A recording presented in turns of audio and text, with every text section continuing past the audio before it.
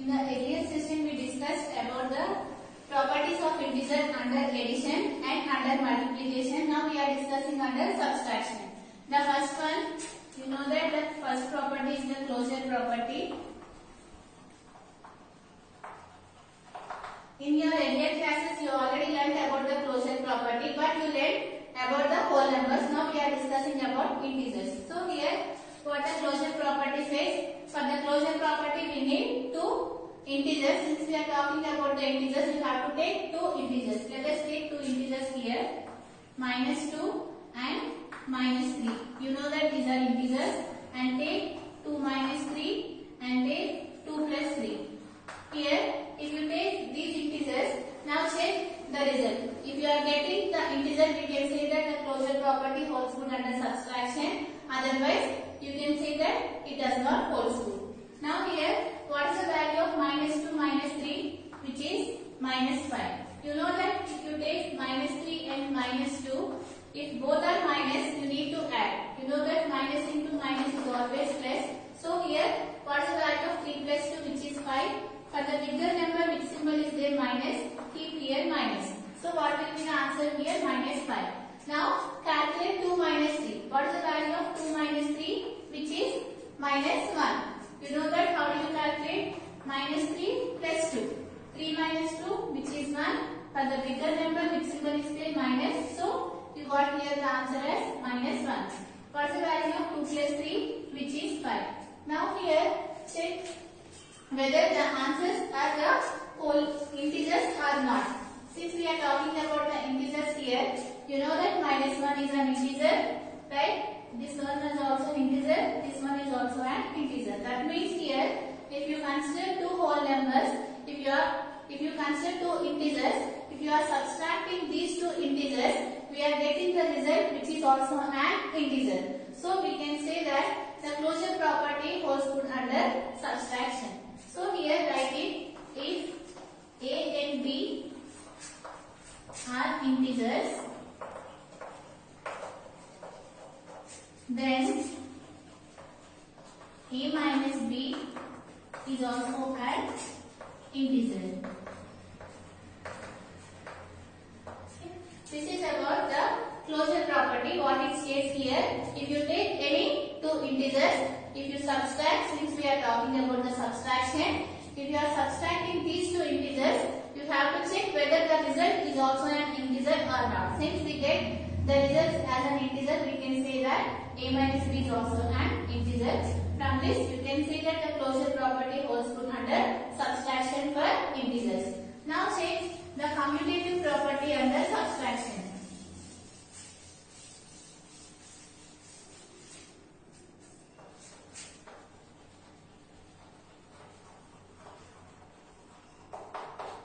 Commutative property. You know that what it states? Commutative property. If you take two integers, if you subtract those two integers, if you change the order, you have to get the same result. If you are getting the same result, we can say that the commutative property holds good under subtraction for integers, otherwise not. Now take two integers, any two integers. So let us consider 2 and -3. So what we need to get here, 2 minus 3, write it here, just you need to change the order. So you can take it here, 3 minus 2. Here, now check it whether you are getting the same answer or not. What is the value of 2 minus 3? You know that it is -1. What is the value of 3 minus 2? Which is 1. So here, you can observe that this answer and this answer is different. So here, we can say here 2 minus 3 is not equal to 3 minus 2.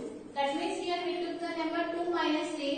Here what we have done here, we changed the order. In place of 2 we have written 3. In place of 3 we have written 2. After doing the calculation, you are getting the answer which is different. From this we can say here, if A and B are integers,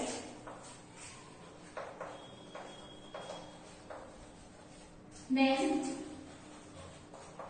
A minus B is not equal to B minus A. Right? If you take any two integers, then based on this example, we can write A minus B is not equal to B minus A. So from this you can say that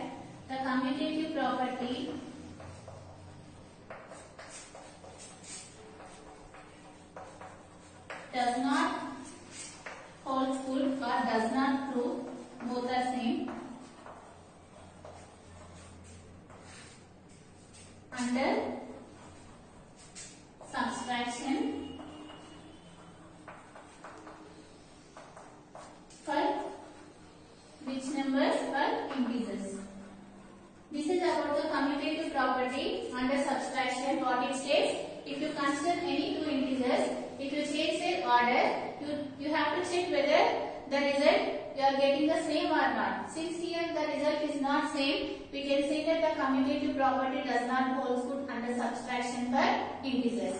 Now see the next property. Now we are discussing the same thing under division.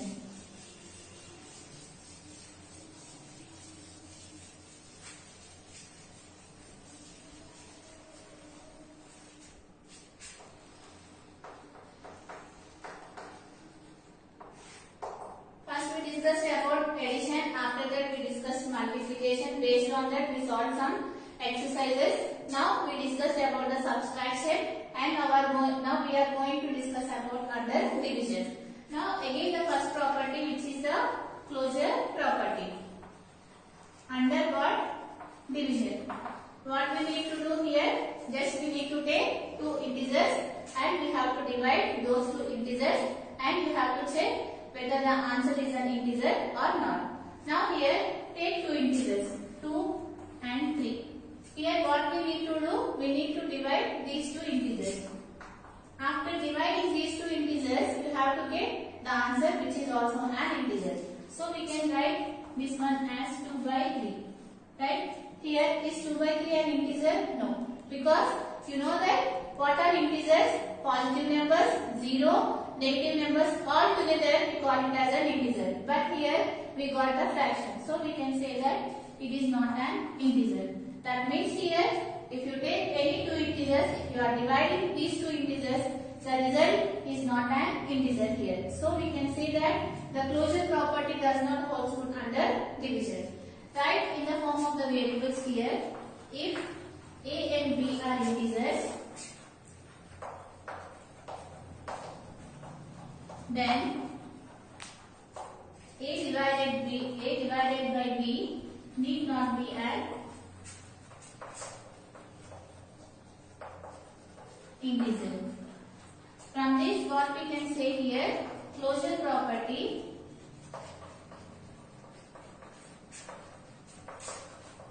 does not hold good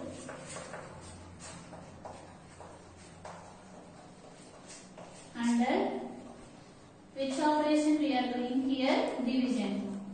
For which numbers? Integers. This is the closure property under division. Now check for the commutative property.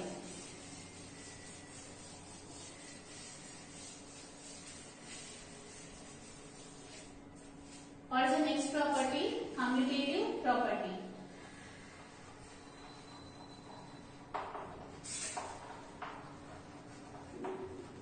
What it states here? Commutative property. Just now we discussed under subtraction. What we need to do here? Just you need to take two whole numbers. Let us consider 6 and 2. Here what we are doing? Here under division. If you divide these two numbers and after that if you change the order, here we have done 6 divided by 2. Here we have to do 2 divided by 6. In place of 6 you need to write 2. In place of 2 you need to write 6. So here check 2 divided by 6.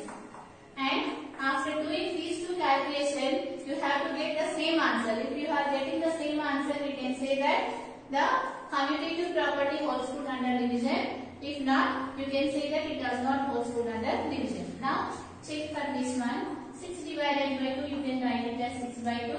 And what is the answer? 2 months, 2 3. The answer is 3 here. Now here 2 divided by 6, you can write it as 2 by 6. Here 2 months and here 2 3's will get cancelled. You are getting 1 by 3. Here we are getting the answer 3 and here we are getting the answer 1 by 3. Is 3 is equal to 1 by 3? No. So here from this we can say here 6 divided by 2 is not equal to 2 divided by 6. So here that means if you consider any two integers, if you are dividing these two integers by changing the order, after checking the result you are not getting the same result. From this we can conclude here, write it here, if a and b are integers, then a divided by b is not equal to b divided by a. So from this what we can say here, commutative property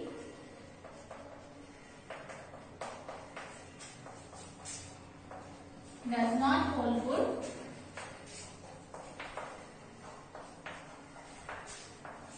under which operation we are doing here, under division for which number system? For integers. This is about the closure commutative property under division. Now see the next one, division by 0 and division by 1.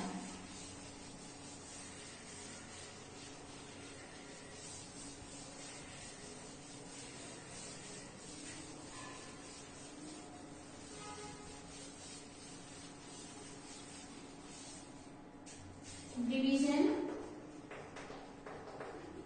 by 0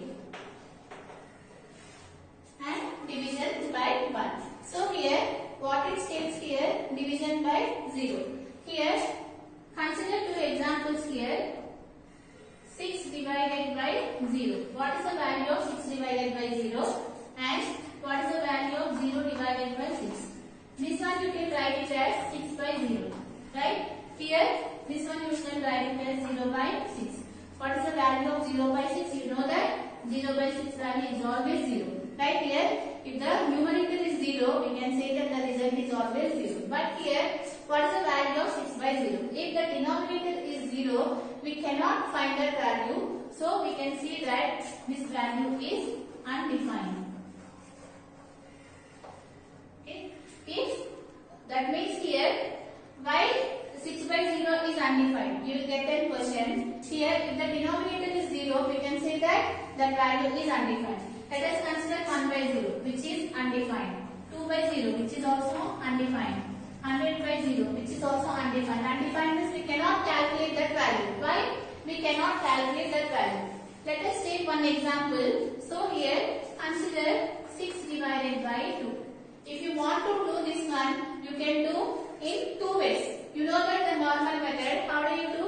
You can do it as 2, 3, 6 and after doing calculation you are getting the remainder as 0. This is the one process. By successive subtraction also we can do this. How? Here 6 minus 2. What is the value of 6 minus 2? 4.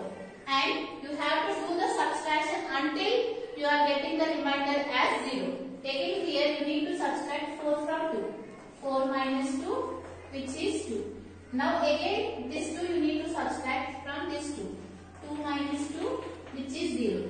That means you are done once, twice and thrice. That means 3 times you will have done, so that you are getting the result as 0. Because of this the answer is 3. Let us take one more example for the clear understanding. Divide 12 divided by 4. You know that 12 divided by 4 is 3. But by using the successive subtraction, let us solve this one. First we need to subtract these two values.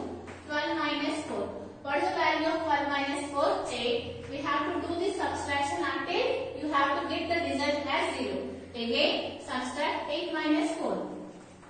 What you are getting? 4. The result is not 0. Again, subtract 4 minus 4. So here, 4 minus 4. Now you are getting 0. How many times we have done here? 1, 2, 3. So the answer is 3. Like that, you can do this method. Now, check for 6 divided by 0. You want to do this one and you know that the moment I told this value is undefined. Why this value is undefined? By using the successive subtraction, 6 minus 0, you know to subtract these two values, you are getting the result as 6. And you have to follow these steps until you have to get the result as 0. Whether you are getting the result as 0 or not, let us check. Now here again subtract 6 minus 0. You are getting 6. Since the result is not 0, again you need to subtract again to 6 minus 0, which is 6. Since the result is not 0, again 6 minus 0, which is 6. From this you can see here, you will not get a 0, right? If you follow this procedure, if you follow this pattern, you will not get a 0 because always you will get 6 minus 0, which is 6. So, for this reason, we can say that this value is undefined. Since we are not getting the 0, under the successive subtraction. For that reason, we can say that if the denominator is 0, we can say that that value is undefined. So here, what is the value of 7 by 0? Which is undefined. What is the value of minus 100 by 0? Which is undefined. That means if the denominator is 0, we can say that the value is undefined. Write in the form of the variables here, this one. If a is an integer, then 0 divided by a is 0 and a divided by 0 which is undefined. This is about division by 0. Now see here the last one, division by 1. This one is very easy, you already know. Division by 1. What is the value of 2 by 1? What is the value of 3 by 1? What is the value of minus 5 by 1? You know that these all values will give the result the same answer, 2 by 1 which is 2, 3 by 1 which is 3, minus 5 by 1 which is minus 5. This is about the division by 1. If you are writing by using a variable, how do you write? If a is an integer, then a divided by 1 is always equal to a. This is about the properties. Based on these properties we are going to solve the next exercise in the next session.